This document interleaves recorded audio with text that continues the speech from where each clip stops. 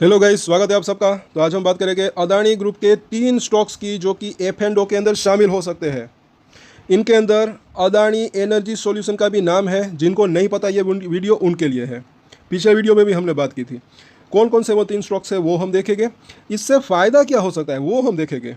पहले तो यहाँ पर देखें कि 3 Adani group stocks eligible for inclusion after SEBI's F and O entry exit norms revision. तो देखिए, सबसे पहली बात और इसके बाद जो है आखिर में इसके रिटर्न अब तक कितने दिए हैं वो भी हम देखेंगे टाइम टू टाइम। अगर देखें, एक तो जो है इसके अंदर फ़ायदा हो सकता है कि जो इसके अंदर बिग प्लेयर जो है उसकी एंट्री अब जो है हो सकती है। क्योंकि एफ एंड ओ के अंदर ज़्यादातर जो है बिगर प्लेयर जो होते हैं, बड़े बड़े खिलाड़ी, उनको जो है वो पसंद आता है, ऐसा मुझे लग रहा है। तो और इसके अंदर शेयर हमारे पास न हो कैश सेगमेंट में, फिर भी जो है इसके अंदर एफ एंड ओ के अंदर जो है बेच सकते हैं, खरीद सकते हैं उस तरीके से। साथ साथ पुट और कॉल जो है वो भी खरीद और बेच सकते हैं। तो बड़े प्लेयर्स की एंट्री हो सकती है। तो उससे हो क्या सकता है कि इसके अंदर जो है वॉलेटिलिटी जो है वो बढ़ सकती है कहीं ना कहीं, ऐसा मुझे लग रहा है।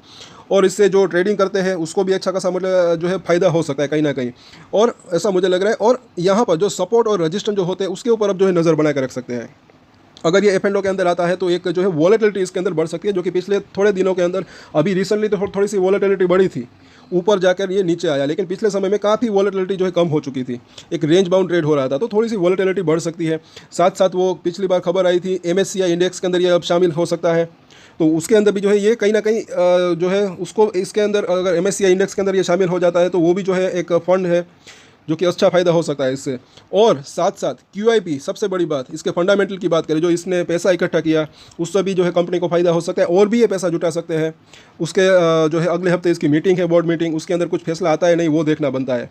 अगले हफ्ते जो मीटिंग में अगर फैसला नहीं आता तो उसके बाद भी जो है कहीं ना कहीं जल्द ही वो भी कुछ पैसा जुटाने की संभावना रह सकती है। क्योंकि न भूले कि 12,500 करोड़ के आसपास का इसको पैसा जुटाना था, लेकिन कितना जुटाया अब तक? 8,300 करोड़ के आसपास का, ये जो QIP का था। तो अभी भी और भी पैसा ये जुटा सकते हैं। उससे मुझे ऐसा लग रहा है कि कंपनी को फ़ायदा हो सकता है। अब देखते हैं इस रिपोर्ट को। पहले तो इसको इंग्लिश में देख लीजिए, फिर जो है हम इसको हिंदी में ट्रांसलेट करेंगे। और ऐसी जानकारी आपको और कहीं नहीं मिलेगी। तो अगर आपकी इसके अंदर होल्डिंग है तो सब्सक्राइब जरूर कर लें हमारे चैनल को दोस्तों। इसके ऊपर अदानी एनर्जी सॉल्यूशन के ऊपर हम डेली टेक्निकल चार्ट के ऊपर एनालिसिस करते हैं।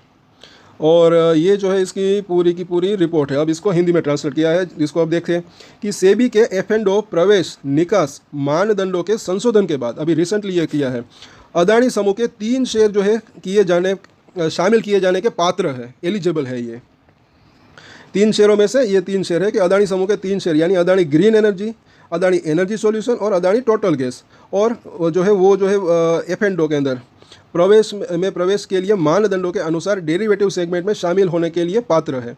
और सेबी ने शुक्रवार को एक परिपत्र के माध्यम से शेयरों के लिए प्रवेश और निकास मानदंडों में बदलाव किया है। अभी ये रिसेंटली पिछले शुक्रवार की अगर बात करें तो ये रिसेंट अपडेट है।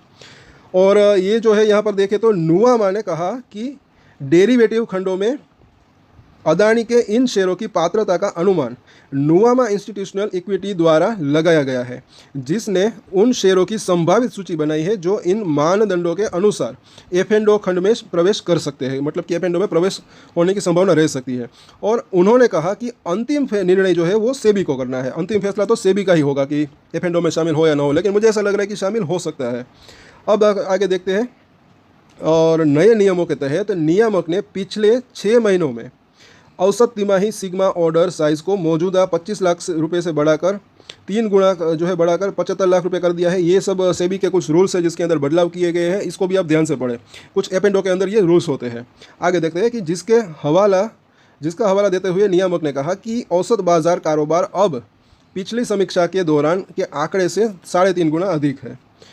शुक्रवार को जारी एक परिपत्र में नियामक ने इस निर्णय के पीछे तर्क देते हुए कहा कि MQSOS मानदंड को 3 से 4 गुना बढ़ाने की आवश्यकता होगी। नियामक ने पिछले 6 महीनों में स्टॉक की मार्केट वाइज पोजीशन लिमिटेड को भी 500 करोड़ रुपए की मौजूदा सीमा से संशोधित कर 1500 करोड़ रुपए कर दिया है। ये बदलाव पिछली समीक्षा के बाद से अब तक बाजार पूंजीकरण के 2.8 गुना पर पहुंचने के मद्देनज़र किया गया है।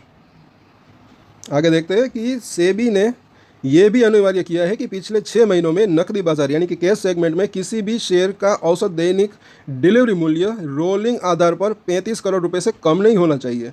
मौजूदा सीमा 10 करोड़ रुपए है। पिछली समीक्षा के बाद से ADDVA में 3 गुना से अधिक की वृद्धि हुई है। और इसके अंदर जो है कई बार हमने देखा कि डिलीवरी तो अच्छी खासी उठ ही रही थी। आगे देखते हैं कि इसके अलावा समाप्ति पर सूचकांक डेरिवेटिव्स के विपरीत जिनका नकद निपटान होता है, एकल स्टॉक डेरिवेटिव्स का भौतिक निपटान होता है। सेबी ने शीर्ष 500 शेयरों के लिए औसत दैनिक बाजार पूंजीकरण और औसत दैनिक कारोबार मूल्य यानी कि ADTV से संबंधित मानदंडों में कोई बदलाव नहीं किया है। ये इसकी जो है पूरी की पूरी रिपोर्ट है। और अब इसके जो है हम देख लेते हैं रिटर्न अब तक कितने दिए हैं। तो एक दिन की अगर बात करें तो फ्लैट सा रहा, 6 महीने की बात करें तो 6% के नेगेटिव रिटर्न, और 1 साल की हालांकि बात करें तो 22% के जो है पॉजिटिव रिटर्न दिख रहे हैं। लेकिन यहाँ पर भी अगर आप देखिए कुछ लोग इसके अंदर ट्रेडिंग भी करते हैं। देखिए कुछ लोग बाजार के अंदर आपको सब तरह के जो है इन्वेस्टर मिल जाएंगे, लॉन्ग टर्म हो, शॉर्ट टर्म, यहाँ पर अगर देखें ट्रेडर्स हो, तो यहाँ पर अगर देखें तो कई बार उठापटक इस तरीके से रही। इसके अंदर भी जो है कई लोगों को फ़ायदा हुआ होगा, कई बार हमने बात भी की है और कई बार जो है हमें कुछ कमेंट्स भी आए हैं। सो इसीलिए मैंने कई बार कहा कि सपोर्ट और रजिस्टेंस के ऊपर जो है नज़र बना के रख सकते हैं। अभी ये 1350 के आसपास गया था, अभी 1000 रुपये के आसपास आया। अगर किसी ने यहाँ पर बेचा होता तो यहाँ पर खरीदने का मौका भी बन सकता था। ये एक बात की बात है। नहीं भी बेचा तो भी जो है वो उनके लिए भी अच्छा रह सकता है, क्योंकि मुझे ऐसा लग रहा है कि लॉन्ग टर्म की बात करें तो एक अच्छी तेज़ी की संभावना रह सकती है। अभी 5 साल की हम बात करें तो अभी भी जो है थोड़े से रिटर्न कम यहाँ पर दिख रहे हैं 15% के। उसका भी एक रीज़न यहाँ पर जो है हो सकता है, उसके ऊपर हम चर्चा करेंगे। यहाँ पर देखिए मुझे ऐसा लग रहा है कि अभी इसके जो क्या है कि ऑन गोइंग प्रोजेक्ट जो है कुछ चल रहे हैं, काम चल रहा है नए नए। अगर देखें ट्रांसमिशन का बिजनेस है, थोड़ा सा उसमें देरी लगती है, तो कहीं ना कहीं अब जब जैसे जैसे उसके प्रोजेक्ट पूरे होते हैं तो उससे जो है मुझे ऐसा लग रहा है कि इसका प्रॉफिट और रेवेन्यू वो बढ़ सकता है, उससे इसका प्रॉफिट मार्जिन बढ़ सकता है। साथ साथ जो इसने QIP का पैसा उठाया इससे भी जो है कुछ अपने इसके ऊपर थोड़ा सा डेट भी अभी ज़्यादा है ऐसा मुझे लग रहा है। तो डेट अगर अपना पे करते हैं तो उससे इसका जो ब्याज का खर्चा है वो कम हो सकता है, उससे इसका प्रॉफिट मार्जिन बढ़ सकता है, फिर जो है शेयर के अंदर भी तेज़ी की संभावना रह सकती है। तो ये भी ना भूलें अभी कितने सारे इसके प्रोजेक्ट जो है वो अभी भी ऑन गोइंग है। तो मुझे ऐसा लग रहा है कि जैसे जैसे अगर वो पूरे होते हैं तब जो है शेयर के अंदर और भी तेज़ी की संभावना रह सकती है। और साथ साथ एक चीज़ और है, कई बार मैंने कहा है कि थोड़ा थोड़ा करके खरीदना, थोड़ा थोड़ा करके बेचना वो एक अच्छी स्ट्रेटजी रह सकती है। फॉर एग्जांपल अगर किसी को 100 शेयर किसी के पास है तो 50-50 करके खरीद भी सकते हैं और बेच भी सकते हैं, या फिर 25-25 कर बाकी अपनी अपनी सबकी स्ट्रेटजी रहती है। और हमेशा मैं कहता हूँ कि स्टॉप लॉस का इस्तेमाल ज़रूर करें। और अभी जो जिस प्राइस के ऊपर है मुझे ऐसा लग रहा है कि किसी के पास अगर ऑलरेडी है तो वो वेट एंड वॉच की रणनीति अपनाना चाहे तो अपना सकते हैं, बाकी सब अपनी अपनी मर्जी होती है। कल वापस से हम इसके ऊपर चर्चा करेंगे, कुछ और खबरें भी आई थी इसके ऊपर, अगर वो आपने नहीं देखी तो देखिए ज़रूर कल के वीडियोज़ के अंदर। और कल कुछ पॉजिटिव इम्पैक्ट इसके ऊपर कितना पड़ता है वो देखना बनता है। बाकी लॉन्ग टर्म की बात करें तो मुझे ऐसा लग रहा है कि अच्छी तेज़ी की संभावना रह सकती है और सपोर्ट एरिया जो है अभी भी इसका करीब दिख रहा है। सो आज के वीडियो में इतना ही। और एक स्टैंडर्ड डिस्क्लेमर जो कि मैं हमेशा देता हूँ, आप कोई भी ट्रेड ले उससे पहले अपनी रिसर्च करें, अपने फाइनेंशियल एडवाइजर की सलाह ले, उसके बाद ही कोई डिसीजन ले, और डिसीजन ले तो उसकी जिम्मेदारी मैच्योरिटी के साथ खुद ही ले। ये वीडियो मैंने एजुकेशन पर्पस के लिए बनाया, मेरी तरफ से कोई भी बाय या सेल की रिकमेंडेशन नहीं है। Thank you.